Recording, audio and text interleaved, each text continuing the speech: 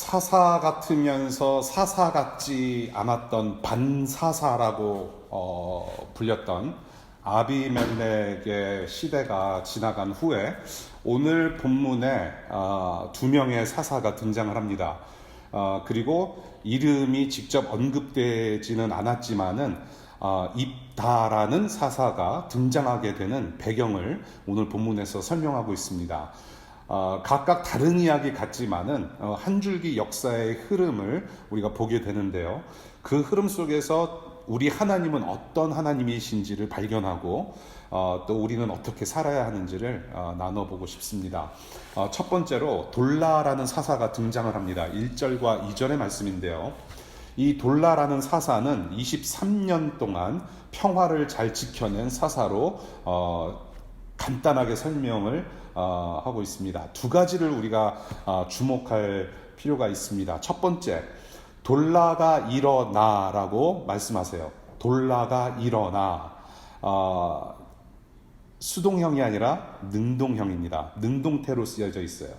하나님께서 세우신 사사가 아니라 자기 스스로 사사가 되었다라는 능동태로 지금 증언하고 있습니다. 조금 찜찜해요. 그래서 찜찜하지만 아비멜렉이 저질러 놓은 민족의 아픔, 그 무질서를 회복시키는 데 기여한 인물이 아니었을까라는 추론을 해보는 것이죠.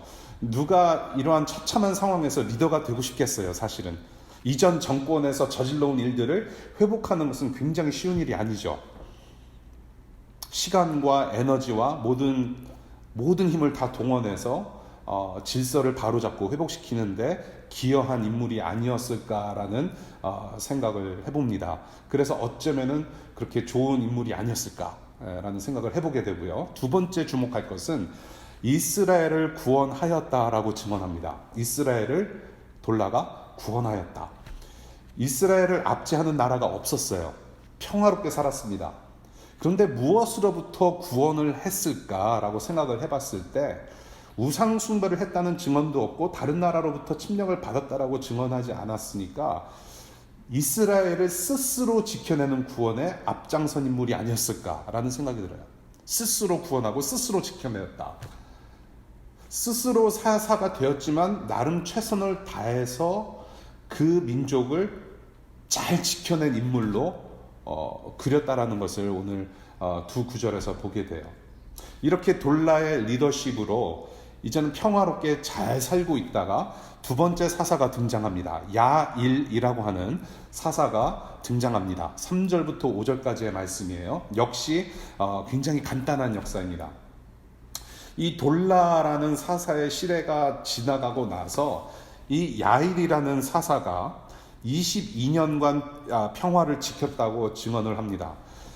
좋은 사사로처럼 우리가 볼 수 있겠지만은 이 돌라와 마찬가지로 야일도 하나님께서 세우신 사사로 증언하고 있지 않아요. 그리고 돌라처럼 민족을 구원했다라고 증언하고 있지도 않습니다.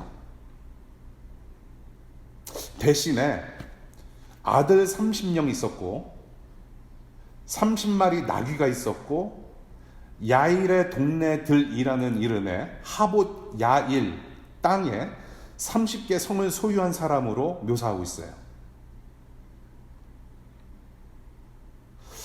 분명 문제가 발생하고 있음을 볼 수 있는 대목입니다. 마치 기드온의 축소판을 보는 듯해요. 아들 30명, 나귀 30마리, 그리고 자기 이름을 따서 세운 성읍, 동네, 땅 30개. 무엇을 의미할까요? 왕처럼 군림하면서 재산과 권력을 휘어잡고 자기 자식들에게 지방 정부를 세습하는 사람의 모습을 보고 있다는 것이죠. 더 이상 대적할 적이 없었어요. 1절부터 5절까지 두 사사의 시대를 보면은 다른 이방 민족에서 쳐들어왔거나 압제했다는 이야기가 없어요. 우상숭배를 했다는 얘기가 없어요.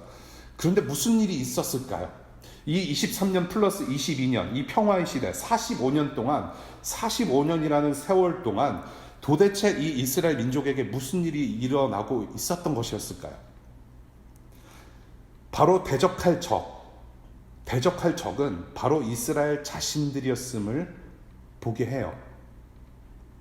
살기 굉장히 좋아집니다. 평화스러웠어요. 45년 동안 살기 좋아지면서 잠재되어 있던 우상숭배의 죄악이 조금씩 드러났다라는 거예요. 그것을 6절부터 9절까지 보게 됩니다. 우상숭배를 해요. 6절을 보니까 이제는 우상이 하나가 아니에요. 수많은 우상들을 이제는 대놓고 섬깁니다. 우상 백화점이 되어버렸어요. 우상을 쇼핑하게 되었습니다. 이 수많은 우상들을 섬기는 죄악이 한순간에 일어난 사건이 아니라 이것은 45년 동안이라는 평화로운 시간 속에서 이 이스라엘 민족 안에 꿈틀거렸던 악한 욕망이 자랐다라는 것이죠. 오랫동안 품고 있던 마음, 저와 여러분들도 마찬가지입니다. 오랫동안 품고 있던 욕망, 야망, 그러한 마음들이 언젠가는 말과 행동으로 나오게 돼 있어요. 지금 이스라엘 민족도 그러한 것이라는 거예요. 하나님을 섬기는 듯 하지만은 민족 공동체, 그 백성들 구석구석, 마음의 구석구석에서 우상들을 섬기고 양다리를 거치면서 또 하나님을 섬기고 있었다라는 것을 보게 돼요. 그래서 하나님은 이스라엘 백성을 다시 블레셋과 암몬 사람들에게 내어주시고 18년 동안 18해 동안 억압당하게 하셨어요. 또 다른 사이클을 우리가 봅니다. 지난 세월 잘 지나다가 여러분들이 미국에 오셔서 유학생활하시고 직장생활하시고 인턴생활하시고 그렇게 잘 지내시다가 지금 코로나 때문에 두세 달 동안 지금 집에 묶여 있는 것도 굉장히 힘들잖아요. 지금 얼굴 보이신 분들 양호해요. 머리 참 길어 보이지만 그래도 이뻐요. 저도 이쁜가요? 괜찮아요. 그럼에도 불구하고 마음속으로 좀 답답한 것이 있고 하고 싶은 것들이 있는데 하지 못하는 것들도 있고 상당히 답답해요. 45년간을 잘 살다가 18해 동안 종살이를 하면서 정말로 이 사람들은 고통의 시간을 당했을 거예요. 지옥 같았을 것입니다. 사실은 이것은 콩 심은 데 콩 나고 팥 심은 데 팥 나는 경우죠. 45년간 뿌려진 우상 숭배의 씨앗이 고통이라는 열매로 되돌아온 거예요. 이것은 어쩌면 당연한 결과입니다. 10절부터 16절까지 이 이스라엘 민족은 그래서 회개해요. 그리고 하나님께서 구원을 보여주세요. 10절의 말씀을 우리 다시 한번 봅니다. 그때에야 비로소 이스라엘 자손이 주님께 부르짖었다. 우리가 하나님을 저버리고 바알을 섬기어 주님께 죄를 지었습니다. 라고 울부짖으면서 회개를 해요. 다시 사사기 패턴으로 돌아옵니다. 우상을 숭배하고 그래서 다른 이방 민족에게 압제당하면서 고통스러우니까 회개를 하고 그 하나님께서 회개하는 민족을 보시고 또한 구원을 이루시는 그런 사사기의 패턴을 여기서 또다시 보게 되는 것이죠. 그런데 하나님께서 굉장히 무서운 말씀을 하세요. 어떤 말씀을 하시느냐? 이집트와 수많은 압제, 이방 민족들로부터 너희들을 구원해 주었음에도 불구하고 너희는 나를 버리고 우상을 섬겼다. 자, 딴 데 가서 알아봐라. 딴 데 가서 알아봐라. 내어 버려 두사. 상당히 무서운 말씀이에요. 봐라. 진짜 신은 나 여호와 한 분 아닌가? 지금 이렇게 무려 무서운 말씀을 하시는데 진짜 신은 다른 우상들이 아니라 다른 데서 찾지 말고 여호와 나 하나밖에 없다. 여호와 한 분 하나님이심을 깨닫게 하시려는 말씀이 아니었을까라는 생각이 들어요. 여러분 18년 동안 고통을 당하면서 이 민족이 더 우상들을 더욱더 열광적으로 섬기지 않았을까라는 생각을 좀 해봤으면 좋겠어요. 수많은 우상들을 섬겼습니다. 그런데 이방 민족이 쳐들어와서 압제를 해요. 압박을 해요. 침략을 해서 고통을 준단 말이죠. 그 수많았던 우상들을 더 열심히 섬겼었을 것 같아요. 우리를 살려주십시오. 우리를 구원하여 주십시오. 더 열심히 재물 바치고 더 열심히 우상을 열광적으로 열심을 다해서 섬겼을 것 같아요. 이러한 고통의 순간에도 우상들을 쇼핑하면서 열심히 구원해달라고 울부짖었을 것 같아요. 그런데 아무리 살려달라고 해도 답은 오지 않아요. 그러고 나서 그들의 하나님 여호와 하나님께로 돌아오는데, 이렇게 돌아와야만, 이렇게라도 해야만 우리가 살 수 있지 않을까라는 그런 꼼수도 있었을 것 같아요. 마지막 last resort. 18년 동안이나 하나님을 떠나 있었는데 쉽게 돌이킬 수 있을까라는 의심을 하게 돼요. 그런데 이런 무서운 말씀을 하세요. 딴 데 가서 알아봐라. I'm not going to save you. Go ask someone else. 이렇게 더 무서운 말씀을 하시니까 또다시 회개의 간구를 올려드리면서 동시에 이방 신들을 제거를 하고 다시 하나님을 제대로 섬기기 시작했다고 15절과 16절에서 말을 해요. 우리 15절과 16절을 봅니다. 그러자 이스라엘 자손이 주님께 말씀드렸다. 그 무서운 말씀을 듣고 주님께 이제 호소합니다. 다시 우리가 죄를 지었습니다.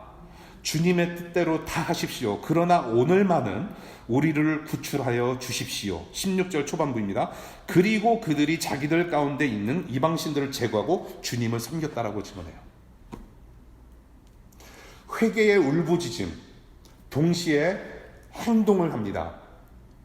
회개의 어떤 참다운 모습을 보는 것 같죠. 그리고 하나님이 어떻게 하십니까? 하나님께서 이 자기들의 백성, 이스라엘 민족의 고통을 보고만 계실 수 없다고 증언을 해요. 지옥 같은 고통의 현장에 지금 구원의 싹이 트고 있음을 이 구절 안에서 보게 되는 거예요. 보고만 계실 수 없었다.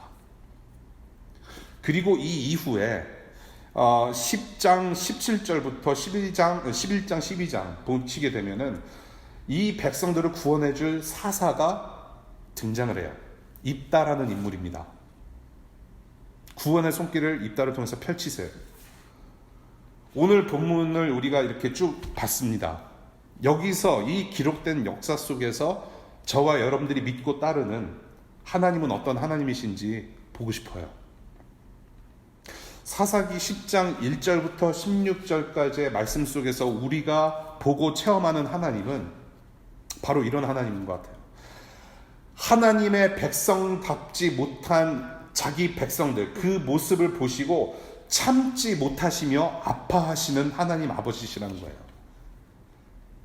자기 백성들을 보시고 참지 못하실 정도로 아파하시는 하나님, 하나님의 자녀답지 못한 우리를 안타까워하시며 긍휼히 여기시는 사랑, 안타까움과 긍휼하심에 머물지 않으시고 또한 우리를 온전한 자녀로 계속 빚으시며 이끄시려는 신실한 사랑, 그 열심 품으신 하나님의 백성들을 향해서 열심 품으신 사랑의 하나님을 오늘 본문에서 본다라는 것입니다. 그게 바로 우리의 하나님이세요. 우리 16절 다시 봅니다. 16절 순서를 한번 생각해 보시면서 같이 다시 한번 봤으면 좋겠어요. 16절, 그리고 그들이 자기들 가운데 있는 이방신들을 제거하고 주님을 섬기니 주님께서 이스라엘이 겪는 고통을 보고만 계실 수 없으셨다라고 기술해요. 자, 순서를 여러분들 보시죠. 회개를 합니다.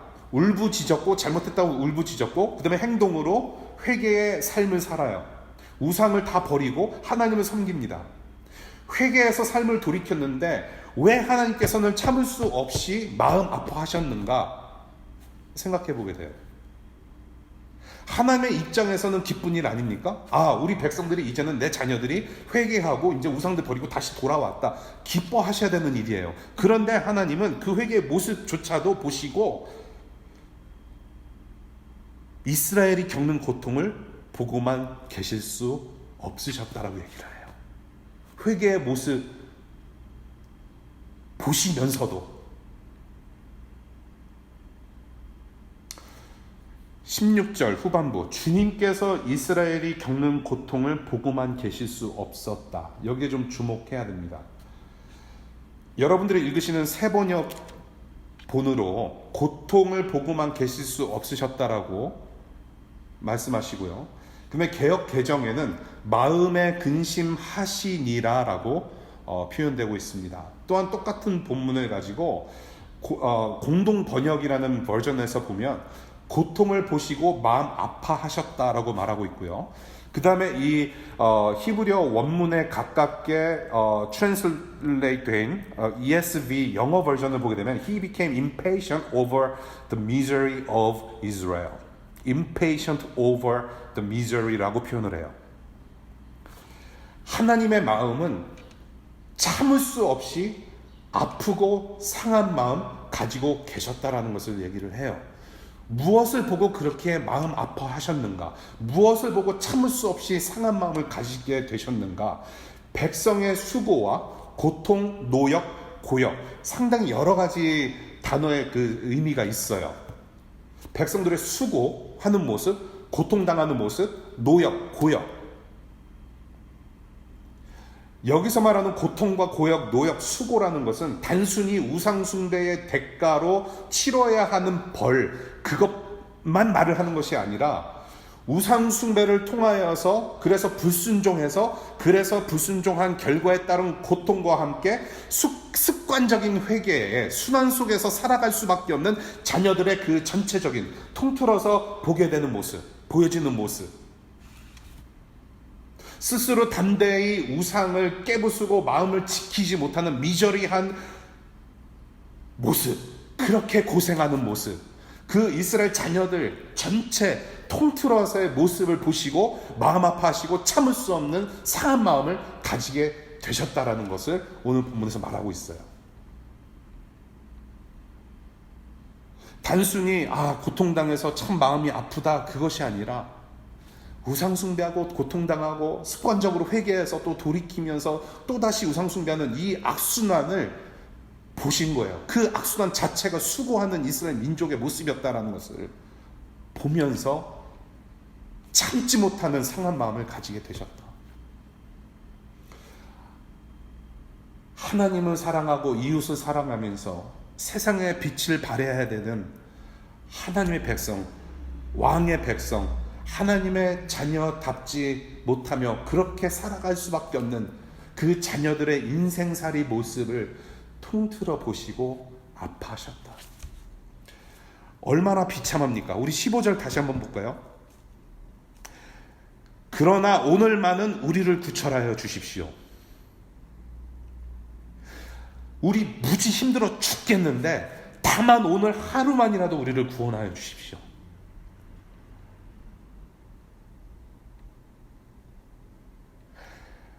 하나님의 입장에서는 굉장히 마음 아픈 말 아닌가요?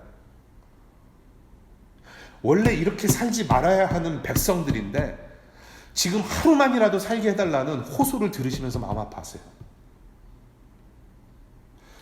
내가 하나님인데 그리고 너희는 영원히 살게 될 내 백성이고 내 자녀들인데 영원히 누리고 영원히 누려야 될 생명이고 영원히 기뻐해야 될 백성이고 영원히 행복해야 될 내 자녀들인데 지금 하루만 살게 해주십시오. 그 울부짖음을 보시고 하나님 아버지는 마음 아파하셨다는 거죠. 그런 모습 보시고 참지 못하시고 아파하시며 주님의 백성들을 온전함으로 이끄시는 그 치열한 사랑이 바로 하나님 아버지께서 우리들을 향하신, 저와 여러분들을 향하신 마음이라는 것입니다. 하나님 떠나서는 고생할 수밖에 없는 수고하고 무거운 짐진 탕자를 다시 안아주시는 하나님 아버지의 마음을 오늘 본문에서 함께 나누기를 원해요. 이 하나님 아버지는 저와 여러분들의 연약함을 너무나도 잘 아세요. 우리가 일일이 기도로, 일일이 울음으로 표현하지 않아도 우리의 연약함을 너무나도 잘 아세요.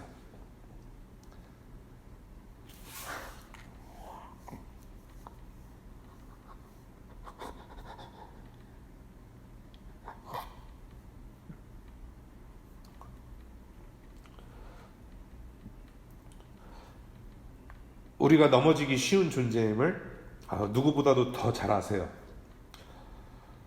우리가 굉장히 약한 존재입니다. 생각보다. 상한 갈대로 살아요. 저희는 꺼져가는 심지 같은 존재로 살아가죠. 우리는 그렇게 연약함에도 불구하고 풍요로움 속에서 또한 살아가요. 그런데 그 풍요로움 속 안에서도 그 잠재하고 있는 우상들과 벗삼아서 살기가 쉬운 존재들입니다. 그러한 우상들이 우리 안에서 잉태하면서 우리를 우상들이 쉴 새 없이 유혹을 해요. 그리고 우리를 분열시키게 만듭니다. 우리 각자의 삶뿐만 아니라 우리 교회 공동체도 분열시키게 해요. 그리고 우리는 이 세상의 시스템에 갇혀서 치이고 치이면서 계속 살아가는데 우리는 이곳에서 우리는 스스로 벗어날 수가 없어요. 스스로 벗어날 수 없는 고통과 번민의 고속도로를 계속 달려가요. 오늘 예배가 끝나고 나서도 또 우리는 일상으로 돌아갑니다. 그리고 우리의 구원을 수많은 우상에게서 원해요. 그리고 내 자신에게서 그 구원을 찾으려고 애쓰며 수고하고 고역하고 노력하지만 결국 돌아오는 것은 공허함이고 실패뿐이죠. 그러한 사이클을 우리는 끊임없이 경험하면서 나는 왜 이렇게 살아야 가는가? 왜 나는 이렇게밖에 살 수가 없는 것인가? 스스로 돌이켜보면 정말로 비참해요. 그런 비참에 잠길 수 없는 그러한 인생살이를 우리가 하나님 앞에서 살아가고 있어요. 그런데 여러분, 사랑하는 여러분, 정말로 우리가 오늘 본문을 통해서 명심해야 될 것, 저와 여러분들은 하나님의 형상으로 지어진 사람들이라는 것을 명심하실 수 있기를 바랍니다. 여러분, 하나님의 형상으로 지어진 사람들이에요. 이스라엘 민족도 하나님의 형상대로 지어진 사람들이고 지금 함께 모여서 예배하고 있는 저와 여러분들도 하나님의 형상으로 지어진 사람들이에요. 경찰한테 목 졸려서 죽은 그 사람도 하나님의 형상대로 지어진 사람이고 모든 인간들이 하나님의 형상대로 지음받은 존귀한 사람들이에요. 하나님께서 너라고 부르실 만큼 하나님의 관계 안에 있는 하나님을 닮은 존재라면 이보다도 더 존귀한 존재가 없다는 뜻입니다, 여러분. 그러한 우리를 향하신 하나님의 아버지의 마음은 곧 예수 그리스도세요. 온전한 자녀로 회복시키시는 그 하나님의 사랑의 절정, 예수 그리스도이십니다. 내가 이만큼 너희들을 사랑한다. 내 형상대로 지어진 자녀들아, 내가 이만큼을 사랑한다고 하시며 보내주신 자신의 아들 예수 그리스도가 바로 하나님 아버지의 마음이에요. 이러한 우리를 너무나도 잘 아시고 보고만 계실 수 없으셨기에 저와 여러분들에게 반드시 꼭 필요한 예수 그리스도를 우리의 저주의 도로 가운데 심어 놓으셨어요. 저와 여러분들의 아픔이 이제는 그래서 하나님 아버지의 아픔이 되셨고, 우리가 우상에게 헌신할 때에 하나님은 우리에게 헌신하셨고, 우리가 우상에게 희생당할 때 하나님은 자신의 아들을 십자가에서 우리를 위해 희생시키셨어요. 이 예수 때문에 저와 여러분들은 이제 새로운 사람들이 된 거예요. 이제는 우리는 우리의 고통과 수고와 고역, 이 저주를 대신 뒤집어 쓰신 그리고 구원하여 주신 예수 그리스도와 함께 사는 새로운 사람들이 되었습니다. 과거형이에요. 이제는 죄가 죄로 보여지는 새로운 삶을 삽니다. 그리고 동시에 우리는 우상을 멀리하고 하나님께서 기뻐하실 만한 영원한 생명 그리고 일상을 살아가도록 새롭게 창조되어진 새로운 사람들입니다. 이러한 새로운 정체를 가진 저와 여러분들을 교회라고 부르세요. 교회. New Creation. 그래서 오늘 본문을 가지고 두 가지 권면의 말씀을 간단히 드리고 싶어요. 첫 번째, 이렇게 예수 그리스도를 통하여서 저와 여러분들이 하나님의 자녀로 회복되는, 새롭게 변화받고 새롭게 창조되는 이 구원을 누릴 수 있게 된 것은 저와 여러분들이 잘못했습니다라고 하며 회개해서 누리는 구원이 아니라는 것을 말씀드리고 싶어요. 저와 여러분들이 회개해서 구원받은 거 아니에요. 구원이라고 하는 것은 선물입니다.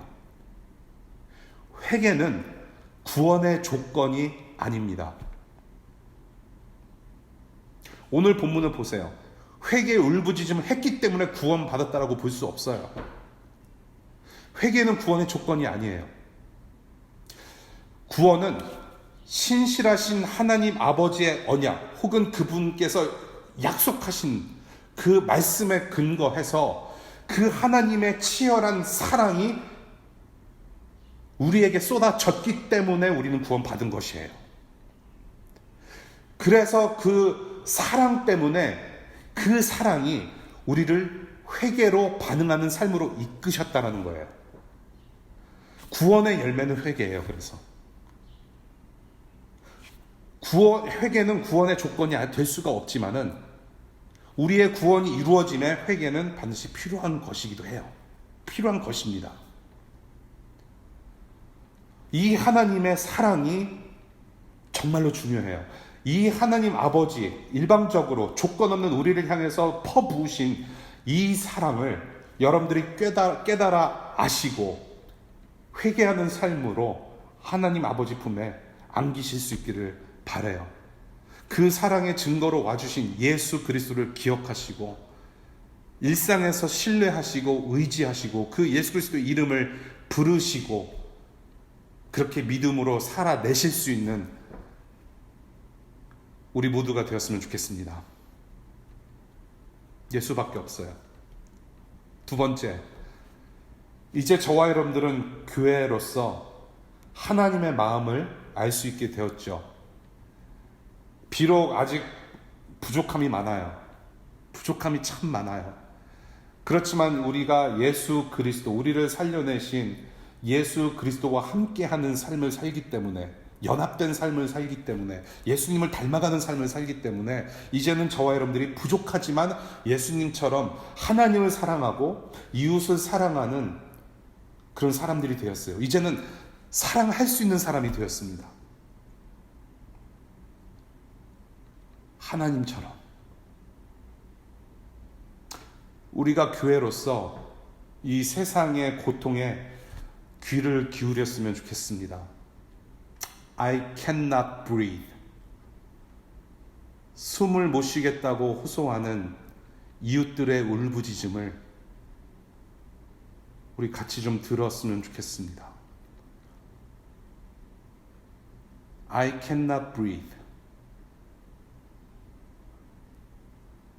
그리고 그분은 You are choking me.